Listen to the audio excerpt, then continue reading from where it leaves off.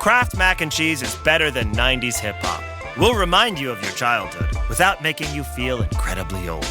Kraft Mac and Cheese. Best thing ever. Thanks for listening to No Question About That. You can support this show by visiting patreon.com/NQATpod or in your Apple podcast feed. We do a backer show each week going deep dive into a topic related to United. Or if you don't want to part with your cash, an even better way is to leave us a 5-star rating and review on Apple Podcasts or Spotify. And now on with the show.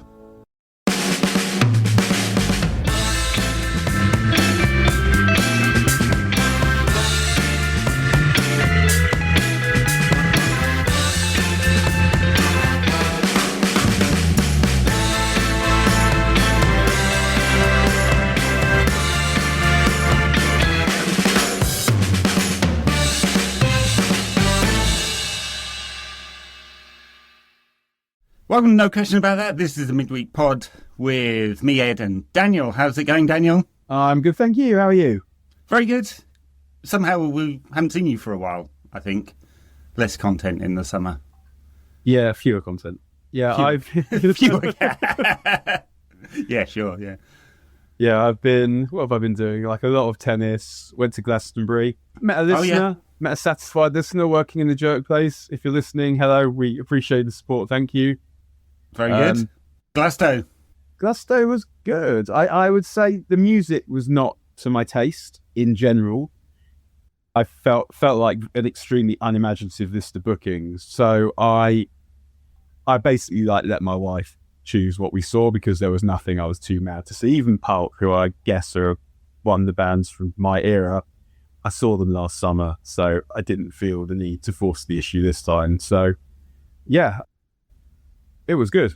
Although last weekend I went to see Black Sharif, and that gig was a million times better than anything I saw at Gusto. That was the best thing. That was miles better than Beyonce as well, who I saw a couple of times, which you was here.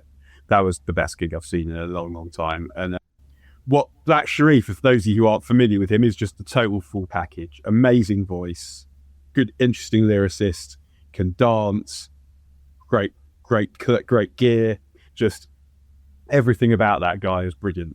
And if anyone wants, if you search for Blacko on Spotify, you'll find my playlist of him. I urge you to do it. And yeah, these are not things I say very often, but yeah, do that.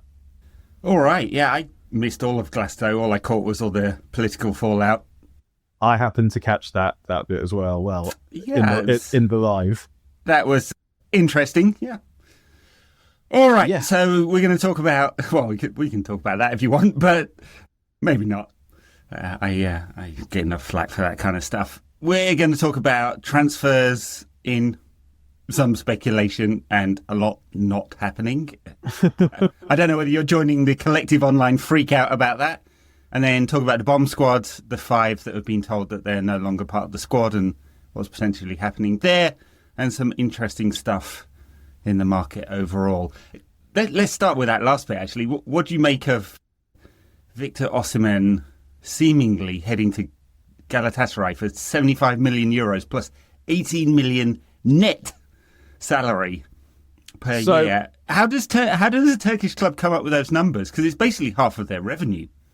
Yeah, I mean, that I can't answer. But as a player, I mean, of all the strikers available to us, if you offered me one, I would take it. He'd be the one, for sure. Yeah, he's obviously the best of them, or at least with the best track record by far of all of them. But signing someone like him on astonishing wages is at the same time exactly what we're trying to stop doing. Yeah.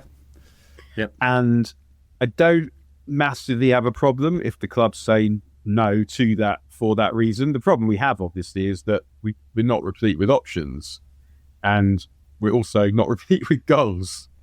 No, I mean, it'd have been perfect, but the effective wage, because the tax rate in Turkey, there's this 20% flat rate tax. Well, it's actually 15 with a rebate on footballers, which makes it possible to pay effectively very large wages. It would have been something like £485,000 a week, effectively, for United to do that. The release clause was there. I don't know how Galatasaray are funding that, even if they pay it over a 5-year period, which would be fairly common.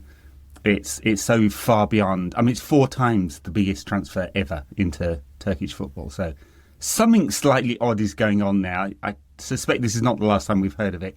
The other weird transfer seemingly happened this week is Nani Madueke from Chelsea to Arsenal, which makes absolutely no sense to me. Explain this one. Is he a Saka understudy? They don't need to spend 50 million quid on an understudy for Bukayo Saka. So what's going on there? He's going to play on the left. He'd play on the left, and Martinelli hasn't been reliable. So sort of understand it. And the way that Chelsea will look at it is it's a PSR thing, isn't it? That they make a profit. And Madueke's a good player, but he's not so good you can't sell him and replace him with someone. I mean, I'm not sure I would have gone for Jamie Bynoe-Gittins. In fact, I wouldn't. But sometimes you know how you have players and you know they're meant to be good, but it just so happens that every time you see them, they don't play particularly well. So I haven't seen him enough times to say he's not that good, just that he hasn't been that good when I've seen him play for Dortmund. And well, yeah. But it's interesting because it does create a benchmark. Well, we'll get onto the famous 5 or infamous 5 who are the bomb squad getting kicked out of United, but Alejandro Garnacho has consistently overperformed him on every metric. And Gittins has gone for 55 million. They're the same age. Gittins is from a league with the Bundesliga tax and all that. At least sets a benchmark for what United should be looking for. You know, I guess the difference might be that they think that Madueke has a higher ceiling. Well, Gittins, you mean Gittins? I mean, Gittins has a high ceiling. I mean, I don't know. Quite possibly, yeah. But I think with Garnacho, we can see the player he is now, and given what we know of his skill set, how much better do we think he's going to get? Yeah, well, one thing I'd heard is that in coaching circles, when a player consistently underperforms their XG, they feel like that's an opportunity. Like, if they can get them finishing better, they're getting in the right places, they're taking enough shots, they're beating their man, all of that kind of stuff.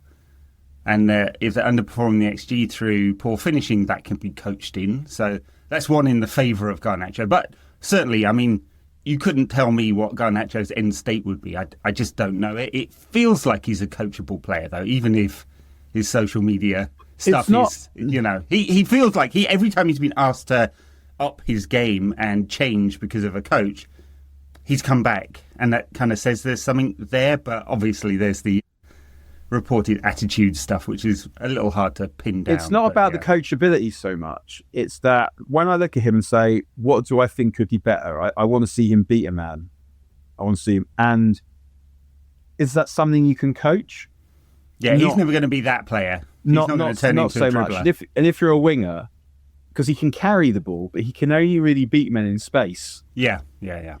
And that's my biggest problem with him. Like, I could see the finishing get better, I could see the decision making get better, but I'm still going winger that doesn't beat players is not exactly what I'm after. All right, let's go on to the incoming transfer piece, and then we'll do more on the 5 and what's going to happen there. So the constant drip feed of it's coming soon on Bryan Mbeumo. I mean, who knows? Like, latest reporting I saw today, is there like a £2 million difference? I'm not sure. It takes 6 weeks in negotiations to sort that one out. I wonder if something else is going on there, especially with Wissa apparently being of interest to Tottenham. Don't know what you make of that. United slow rolling this one. Is that just the media perception? But we never really know. I guess we can speculate that they're waiting to get the windfall from Elanga. 55 million quid for him, by the way. Goodness me. Enjoy his first touch.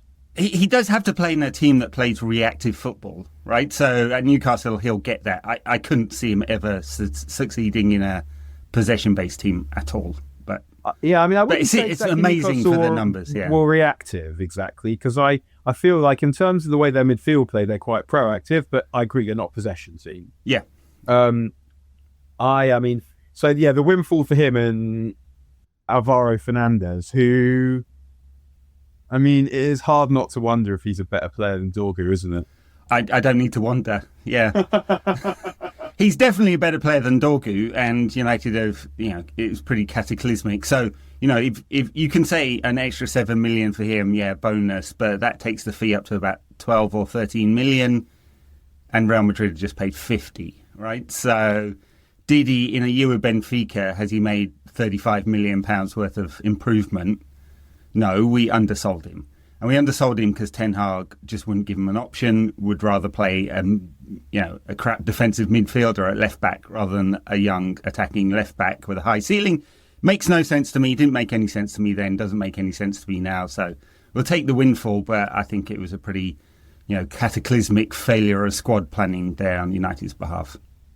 Well, I can see why, in a sense, they sold him because they had to get some money from somewhere. But obviously, if someone's good enough a year later to play for Real Madrid, maybe you shouldn't have sold them, who can say? Yeah, exactly. Yeah.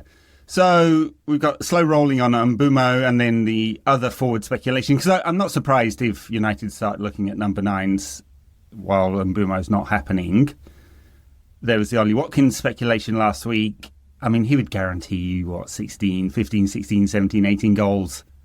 He's quite old. That's the kind of transfer that United have been walking away from, 40, 50, 60 million for a player who's 30 this year. I mean, it's one of those, isn't it, where he's someone who would improve us, but no one has presumably watched him and thought, let's get him. Like none of the people listening to this have coveted Ollie Watkins. No, I mean, he'd certainly be something. I just feel like it's not even the old phrasing around sell on value. It's the total PSR cost, right? And the fact that there is no contract after this one, so you don't get a freebie later. Which if you sign a young player, you pay over the 5 years, and then after year 5 or when they upgrade their contract, it changes the calculations completely. With this, it doesn't, right? It's more like the Casemiro deal. You'll pay 50, let's say call it 50 million, and you pay him 10 million a year. There's a 20 million pound a year PSR cost, and there's nothing afterwards. And so it's just not a good financial deal to buy players of that age for that much money. And that's part of the reason why United are in so much financial trouble. So part of the reason, not the whole reason, obviously. But it feels like one of those deals that would guarantee you a certain amount of goals, but he's a player who takes you up to 4th or 5th, not to 1st. And also, you need to go again.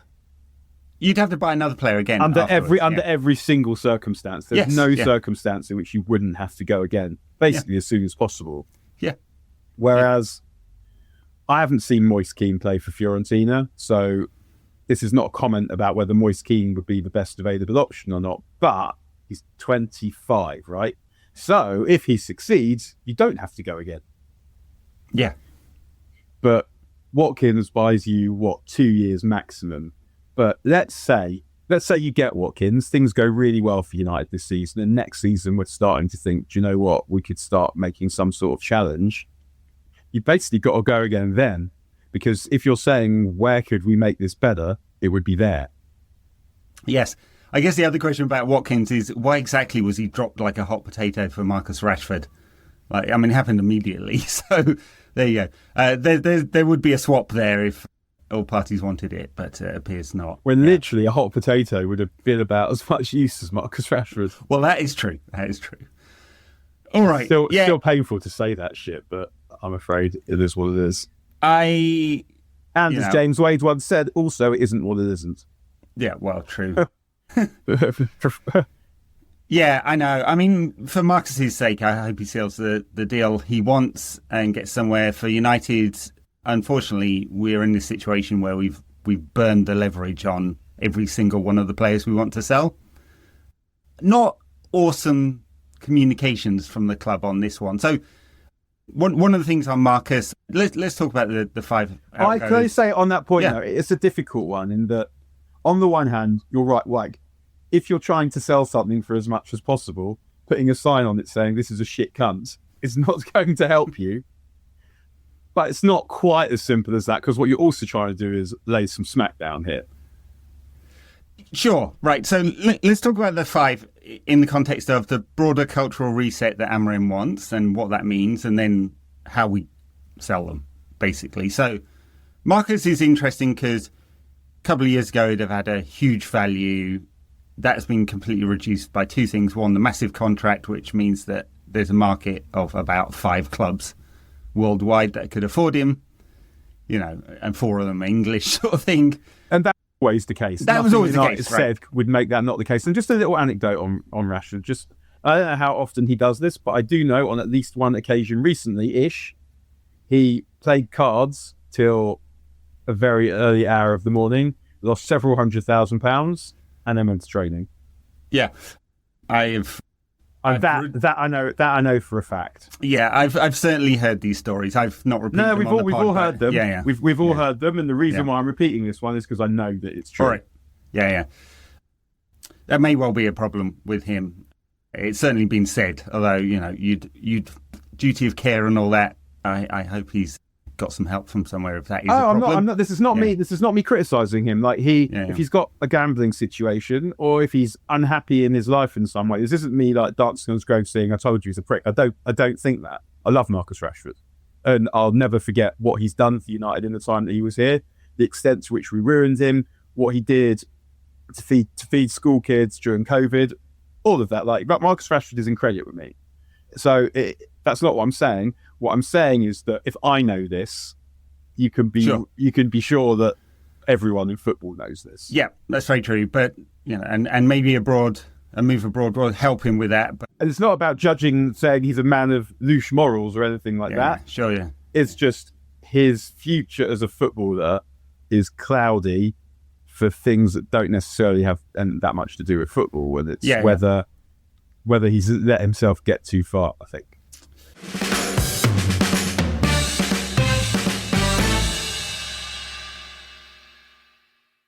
It's the final chapter of the college football playoff. It comes down to this. Miami's unmatched grit and tenacity through the postseason has led them home. The national title now within reach. They are confident. They are battle-tested. Undefeated Indiana, led by Chris Signetti and Heisman winner Fernando Mendoza, have the chance to take home their first title and claim college football immortality. The most remarkable turnaround in the history of college football. The College Football Playoff National Championship presented by AT&T. Monday at 7:30 p.m. Eastern on ESPN and the ESPN app.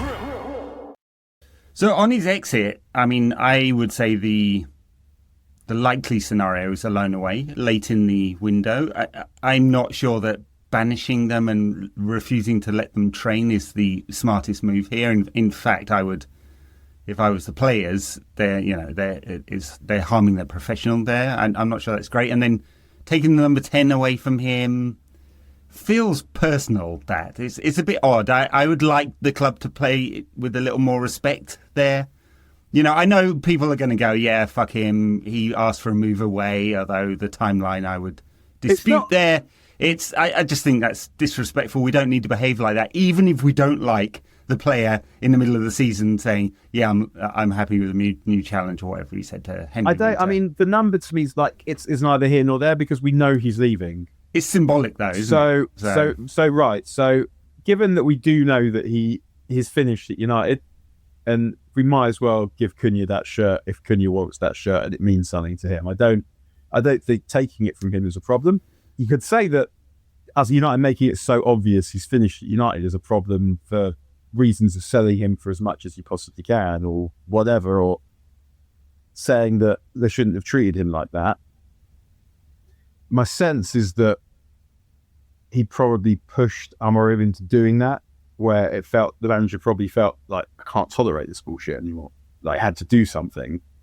So taking the number 10 away from him, we know he's had his United career taken away from him. So the shirt number, it's saying, you're not entitled to this anymore. As a consequence of your own actions. Well, yeah, I guess so, yeah. It's order operations, isn't it? So it feels a bit like dancing on the grave before he's even been buried. But the squad doesn't have to be announced. The numbers don't have to be announced for 6 weeks now, or 5 weeks or something like that. So that could have happened later. Does it really matter in the bigger picture? No.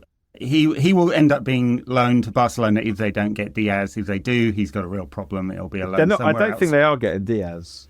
It doesn't look like it, yeah. And so they are a forward short. We'll see whether that happens or not. But Barcelona will end up paying a portion of his wages and no fee is my guess. And that'll be United subsidising another club again. I mean, it's not like take away everything that has happened and what you feel about Marcus Rashford, whether you hate him, whether you like him, whether he's in your heart, or whether you think he's the fault of, the root of all United's ills. That is United paying money for another club to have one of our assets there. It's absolutely fucking mad that the club is still doing this, and it's part of the reason why it's so hard to unwind the financial position. The other one we've spoken about a little bit already is Alejandro Garnacho. He should command the biggest fee of all of them. He's on relatively low wages. The communications around this, have not been awesome. Starting with the "you better hope you can find another club" conversation that got leaked, presumably from Alejandro's people. Who knows? It's not a great situation to have a fire sale for a player who should be a massive asset. Even if you want him out, it's fine. 150 years of United's history, every single manager has sold players, right? So it's perfectly fine. You want to big them up, not destroy their value. I cannot get my head around what the club think they're doing with this. They probably thought that there would be a market for him, whatever they did, so they could cut him off in public to make a point, and there wouldn't actually be a cost. That would be my best guess. It's blown back in their faces, I'd imagine. I mean, if he really does want to stay in the Premier League, which has been the reporting, Chelsea is now out because they bought Gittins. But it's also blown what back are their in options? His face. It's blown back in his face as well. He has, yeah, true, yeah, 100%, yeah. So the market for him is narrowed. Really was not at like a baby when he got left out of the starting team for the Europa final, and this would have happened in a different way, perhaps. Yeah, absolutely, yeah. He's not blameless in this at all. Yeah, he clearly acted. What we're really saying is that it's all right for him to act up, and the club have to ignore it in order to get a price for him. That's the only other option, right? Manager made well, at least don't wash your dirty linen in public is what I'd say. But yes, absolutely, he acted in a very immature way. He is 20, but yeah, I don't. I mean, I was extremely mature at his age. I was not, but I accepted all slights. yeah. I could tell some tales about how I behaved at work when I was 20. But yeah, I mean, clearly we have an expectation around footballers which is unrealistic sometimes. Some players are extremely mature at 18. Some are shagging grannies, and some are posting on social media when they get left out and behaving like babies. He's definitely not blameless. The club, I feel, could have handled this better, because now we've got where's the market? It's also the thing about Garnacho that kind of pissed me off with it was just in terms of football intelligence, that I don't know, we've all been left out of teams probably when we thought we should have been picked, but you can usually see a reason. For Garnacho, could he genuinely not? Was he surprised? I knew he was going to be left out when we did the team on here in the week before. We knew the team. We knew the team that was going to get picked. Garnacho, did he really not see which way the wind was blowing, A? And B, could he not fathom a reason he might be left out of that game? And he could even look at it positively, that he's a good sub. Mm-hmm. Yeah, absolutely. And he should have just walked past the mix zone when he gave that interview. It was a 30-second interview. And then the social media post with Marcus. I mean, honestly, I just found that funny because he's trolling, but obviously offended a lot of fans. I guess I'm in the minority where I don't really get offended by that kind of stuff. I'm not getting to get offended by Alejandro Garnacho. I mean, as an adult, you're really Brent lost his shit over that one. He did about 5 videos on it. I mean, he said that he was immature. I mean, come on, guys. I know. Yeah. But the fact, I mean, it sort of almost speaks badly of his football intelligence that he was A, surprised to be left out, and B, couldn't understand why he was left out. Because to me, both of those things are obvious, even if they're incorrect decisions. Yeah. That to not be able to see why either of them, see them coming or see why it happened, I mean, that makes me think a bit of an idiot. Well, I don't doubt that. I think he probably is a bit of an idiot, and he needs. We all are ultimately. Yeah. He needs a strong hand around his shoulder. He needs a manager who understands how to get the best out of him, help him mature. We are yet to see what kind of coach Amorim is in that sort of format. He's been very willing to lay down the law and drop people and kick them out of the squad, which has its place, of course. I'm yet to see a player who's actually improved under him, so we'll see over time. No, that's not true. Who? Yoro definitely. Oh, Yoro, yeah. You're fair enough. Yeah, Yoro had a great second half of the season. Yeah. We'll see with Amorim whether Bruno also, once he learned the position, excellent in the second half. He was, yeah. He's fully formed, so it's hard to say he's got better. Exactly. He's a fucking brilliant player already, but the form that he produced in the second half of the season was pretty much as good as anything we've seen from him. So that's true, but that wasn't really my point. It wasn't about the performance of the player. It's like growth of player. Okay, so. Xerxes, much better. Then he got injured. Much better, got injured. Sure. Who else have we got? I mean, Heaven he signed and was good from the beginning. So I know what you mean. I know what you mean, but also if we look at the team, we went from a team that couldn't create to a team that couldn't score, which to me is actually quite a significant improvement because it shows that the method is starting to work. So in theory, if you then put better attackers, better goal scorers in the team, so Cunha and Mbeumo, then you should see a much better team. Yeah. I think you're arguing a different point, which is not really about his coaching abilities, but about the whole package of the managerial stuff, right? So can he take difficult situations and make the best of them? I'm not sure yet. Like his response has been to kick everyone out, which has its place, right? Fergie's done that. Everybody dies. With much better players as well. And then later live to regret some of it. Not many of them. Yeah. So, and it's, I can't compare 39-year-old Amorim with Ferguson, of course, right? So what are we actually, I mean, it's difficult, isn't it though? Because on the one hand, we say we want to clear out. And then on the other hand, what we're saying that the clear out was too stinky. Yeah, I think, I wouldn't wash my dirty washing in public, basically. I think it should have all been behind closed doors, and we're just in a situation for different reasons, some on the players, some on the market, some on the club, some on the manager. We've now got 5 players who should have had a higher value than they do have or are virtually unsellable, and you're in a really difficult position as a result. So we've gone through Rashford and Garnacho. Sancho, and basically when Chelsea paid us the 5 million to take him back, that made the possibility of contract termination or effective contract termination by loaning him out for another year very real. Now, maybe Juventus will pony up some money. I was just thinking. I'd be so fucking shocked if they pony up the 25 million that Chelsea were going to pay. Why? Why would they do that? Yeah, it makes no sense, but yeah.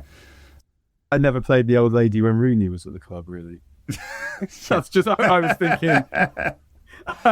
But certainly played an old lady or two. Yeah. I mean, 25 million quid for Sancho just seems far too good to be true, doesn't it? Yeah, no. Does he rank, of all the crap transfers in the last 10 years, how high does he rank? He's got to be right up there, right? Yeah, maybe in the top 1. He's up there with Di Maria, but the difference with Di Maria is we got money back.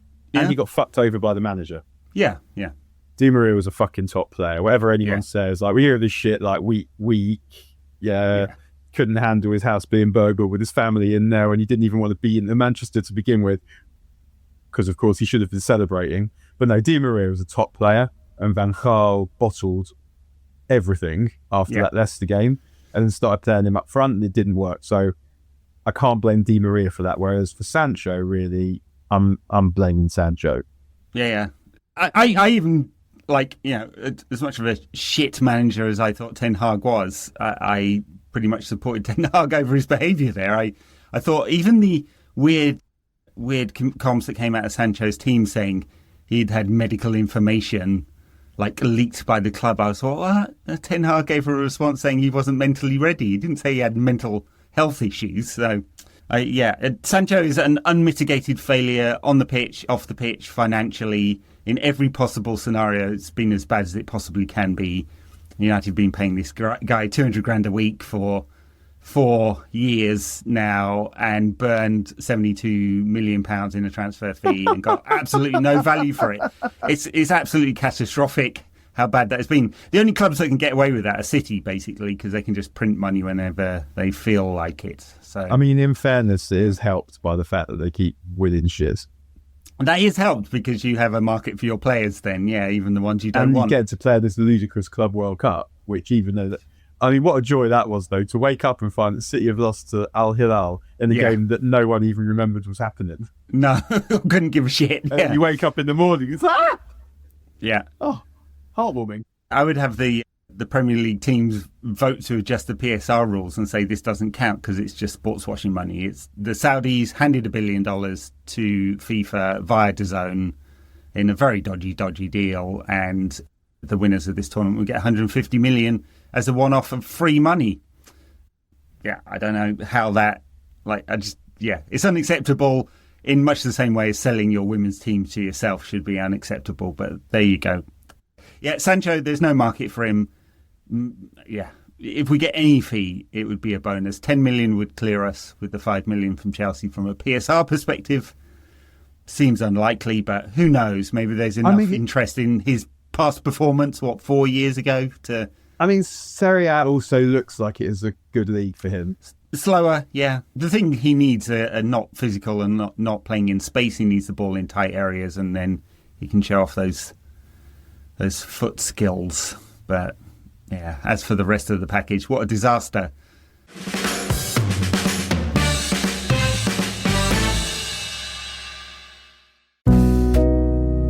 The world moves fast. Your workday, even faster. Pitching products, drafting reports, analyzing data. Microsoft 365 Copilot is your AI assistant for work. Built into Word, Excel, PowerPoint, and other Microsoft 365 apps you use. Helping you quickly write, analyze, create, and summarize. So you can cut through clutter and clear a path to your best work. Learn more at Microsoft.com/M365 Copilot. I had that dream again.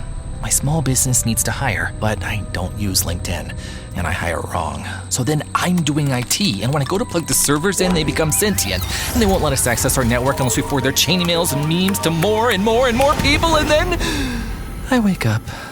Don't let hiring nightmares ruin your dreams. LinkedIn Jobs' new AI assistant finds and invites best-fit candidates to apply, so you can discover talent you may have missed. Post your job for free at linkedin.com/quality. Start hiring today with LinkedIn.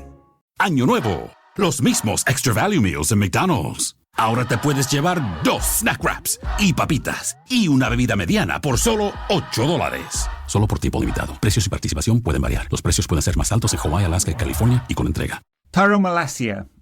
PSV didn't want him. He only started 5 games on loan there. It's not a big financial hit. I feel sorry for the guy because he had 2 years of injuries, like 2 knee injuries in the same... Seems like a nice guy. Knee. Seems like a nice guy, has worked really hard. Obviously, United don't need him. We've got 16 other left-backs now because we swung totally the other way after having none for a while. So, yeah, selling him for whatever is possible, but I'd imagine another loan is much more realistic because no one will take the risk on the transfer fee, or they may even terminate his contract. This could happen with Sancho as well. It's actually financially better to do that. Pay them 50% up front and then say, on your bike, son, go and get a free transfer somewhere. Might happen. Like anti-Gray style. On your bike. Expensive. Imagine conversations. Smashed it. No, that was Richard Keys who said that, wasn't it? Yeah. Well, yeah, both of them. Yeah, feel sorry for the guy, but he's got no place in the squad, clearly. And we have to say bye. Anthony is the other one. I mean, he had a good time at Betis. We do need to clear 30-odd million, though, to net out even on PSR. So can you see Betis paying that? I know they've sold players, but they've never been anywhere near that. No. 20 years. So seems unlikely. Yeah. And Athletic Madrid They bought paid a some lot of of those money players. for Denilson, in fairness. That was, 25 years ago, though. So they did. The club has been on financial hard times for the last 20-odd years. So we'll see on that one. It would be a surprise. But Anthony's on lower wages, which makes him easier to sell. Yeah, my sense ultimately is that, he also slagged us off, didn't he, after the Europa sake? See, it wasn't me. Did he? I didn't even notice that. Something like that. It's like, mate, you're overstating your importance there. No one said it was you. They just said you weren't good enough, and you're not. You're still not. Yeah. Here's another one, needs a sort of a slower, less physical league, I think. He sort of became equated with being shit because we paid so much money for him, and he sort of got quite a dislikable Chevy Chase, but it's not the case. Like, in that first season, he wasn't bad. He took the ball always. He managed to get us up the pitch. He was playing without a proper right back behind him. If you imagine at the time, we had Wan-Bissaka, very Wan-Bissaka, and Rashford on the other side had short, of course that's going to make a massive difference. He's still not good enough. He's not rubbish. He's worth £30 million, I'd say, but finding a team to play it is a problem. And ultimately, shit stinks, and desperation stinks, and shit times desperation really, really fucking stinks. Well, exactly. And that's us. Yeah, and that's kind of the point I was making. Yeah, it's we've got ourselves in a situation where we've got 5 players who everyone knows we don't want them.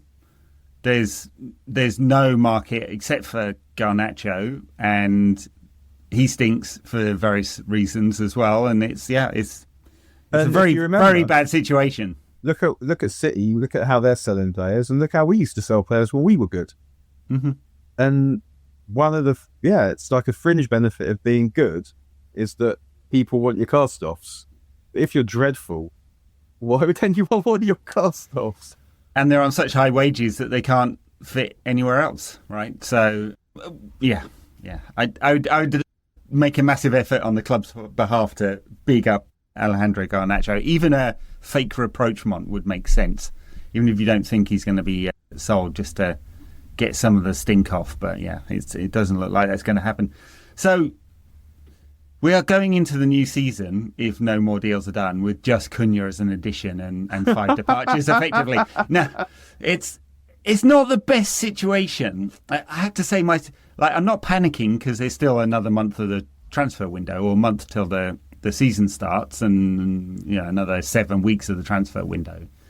But we do play a game in 10 days' time, and then going off in 5 to the US tour. It's not a great addition. I know that. So you swapped effectively Garnacho for Cunha.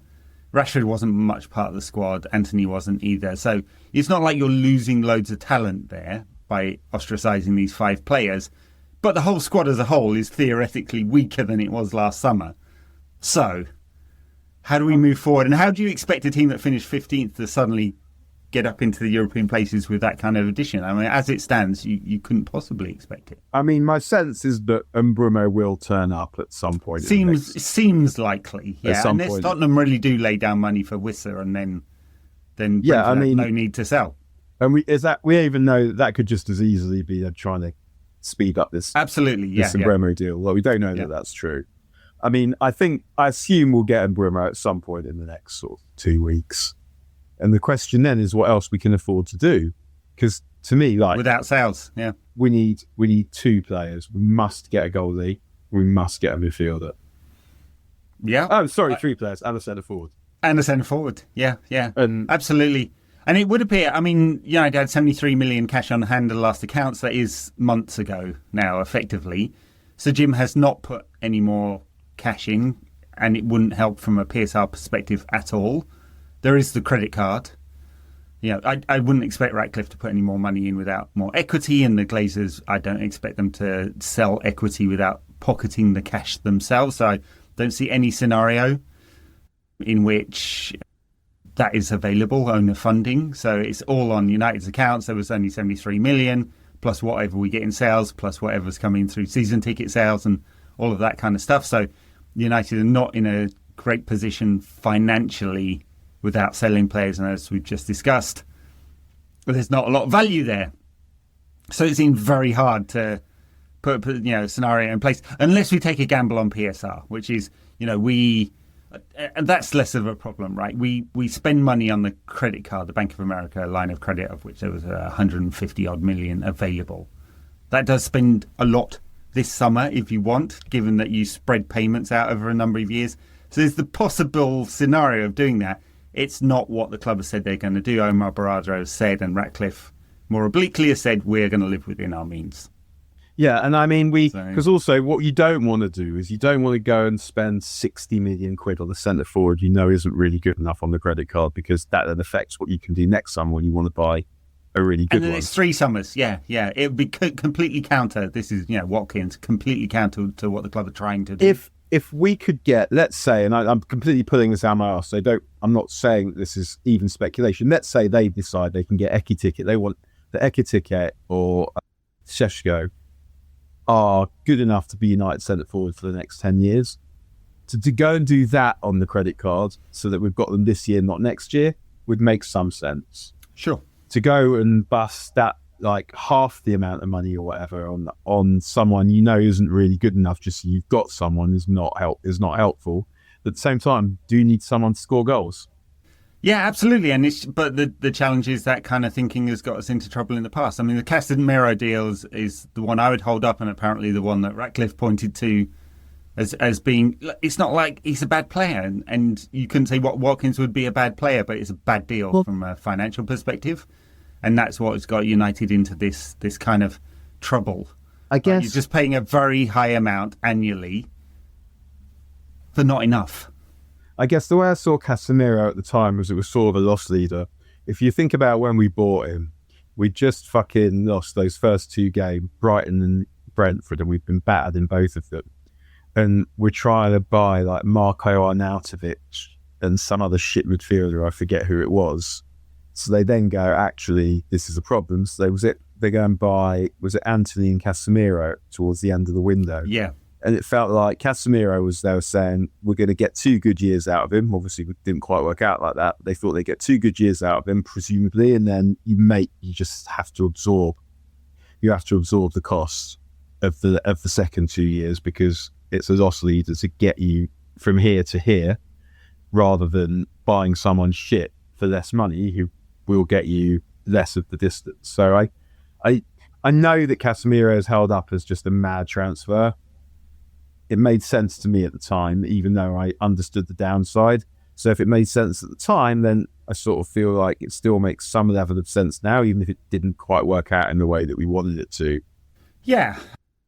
I think you just separate the football part from the financial part. The financial part was mad. The football part hasn't been a disaster with him. He had a good second half of last season. I would suggest that his better games are in those less intense ones, and he's not going to get that this season. He's only going to get to play Premier League games, which is why we need another midfielder. Are the club like doing this on the stealth, and they're going to pop up with a high class midfielder that we haven't heard of, because we're not even speculated with getting one? And it's the balance that is the problem. You know, you've got Ugarte, Mainu and Fernandes. I think we can say is number 8, assuming that Mbeumo turns up. He might not be if he doesn't. Those are our 3 options. Collier, who Amorim hasn't really given any opportunities to, he was injured as well. And that's it, right? Good enough. Am I missing anyone there? That's our options for the season. Casemiro, Ugarte, Fernandes and Mainu. Because it's not like any of them are bad players, but I can't find the balance with any combinations of those players that make sense. You can say they're not bad players, but it's also the case that like Ugarte and Casemiro at this are not good. And I guess they do need to find someone who can play with Bruno, and how they go about doing that. I mean, I would probably, and I know they're desperate for goals, and I like the way Mbeumo could potentially complement Cunha, where if he wants to run in behind, stretch defences, whereas Cunha is more likely to come deep. I quite like that. I quite like the imagined rotations down the right with Yoro, Mbeumo and Ahmad as well, because I think they can all sort of slot into each other's. Ahmad can play inside and Mbeumo can play outside. So I do like that, but I think I would probably be if I only had money for Mbeumo and no other signing, I'd be sticking Bruno in Mbeumo's place and spending Mbeumo money on the midfield player. And or a striker, yeah, but yeah, absolutely, yeah. If that deal doesn't happen, you spend the money elsewhere to strengthen a different part of the team, and Bruno plays in that front 3 next season. So it is troubling that if you go into the season with that midfield, there's no balance that's right there.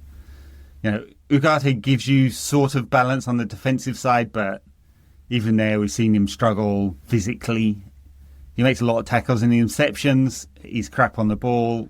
He's very one-dimensional. Can that improve in his second season? Yes. Yeah, I would expect to see more from him, but nothing I've seen from him before he signed for United or after tells me that he's good enough. Deary me. And the fact that we fucking gave Paris money for him and what they did with it, I mean, they'd sort of done it already, but they knew they were getting it. It's going by Neves. Yeah, no. I mean, João Neves is a proper player. Yeah, he's a proper player. Significantly better player than Ugarte. And I don't think there's a scenario in which we were getting him. I mean, Paris ponied up the money, and it was a lot of money. It's just we funded it, much as we funded Real Madrid's deal for Tchouaméni by buying Casemiro. Who else can we fund to buy the next much younger, better player? I guess we'll see. We're going to be flying out to the States with an interesting squad. I imagine it's not the one Amorim wanted. There are a lot of pictures and posts on social media this week of players in training, pumping iron.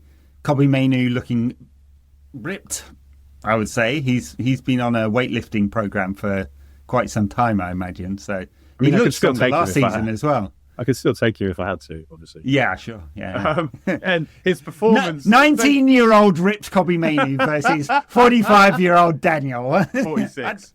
46. I'd like to see it, to be fair. I would pay. I really, and I know it was only 20 minutes mainly, but I did really like his performance against Villa. That was exactly the kind of thing we want to see from him. And I guess, if we were to get a number 6, then what we'd probably see from him is rotating a bit more with Bruno. Bruno doesn't play quite as many games, and with the opportunity to stake a claim for when Bruno's finished or no longer good enough to be first choice, that Mainoo would be that guy. Yeah. Or when the manager gets fired, he slots into a 4-3-3. Exactly. Round about November. Because, well, I mean, that's a live possibility with no changes to the squad, yeah. Kobbie Mainoo would be a fantastic player in almost any team on the planet in a 4-3-3.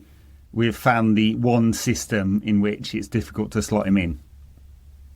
If he is a sacrifice to a manager who doesn't work out, I think we'll be having a lot of words about that in the years to come. But yeah, that's speculation for now. Obviously, I hope Ruben Amorim takes the crap squad he has and turns it around to make them all brilliant. And we get the progression we saw from the Villa game, although not the Tottenham game that came before it, because that was dreadful. Yeah. Are you looking forward to United's first game in 10 days' time against Leeds in Rosenborg? Against Leeds in Rosenborg. Yeah, I don't know. I mean, yeah, I'm always happy when the football comes back, and I bitched about this a lot towards the end of last season. Like, the absence of European football is going to definitely sting me hard, because just not having enough United in my life, even when it's shit, I still want United to be there. And I always say this, but that season with Van Gaal, where we get walloped by MK Dons and we're not in Europe, and then all of a sudden there's just no football. And even Van Gaal's football, I wouldn't like to say I wanted more of it exactly, but I wanted more United, not less United, and hopefully it won't be like that this season. Well, it will be, because, maybe we'll enjoy the football, there just won't be much of it. We're going to have an awful lot of midweeks free, so we'll see whether that benefits Amorim and the work he's doing with his squad or not. They can't complain about being overworked, that's for sure. We might only get 40 games this season. If we get knocked out 2 cups early, there's going to be hardly any football. I mean, and you can work with a much smaller squad, which we're going to have by the looks of it. All right, we'll leave it there. Thank you, Daniel. See you, everyone. Thanks a lot. Bye now.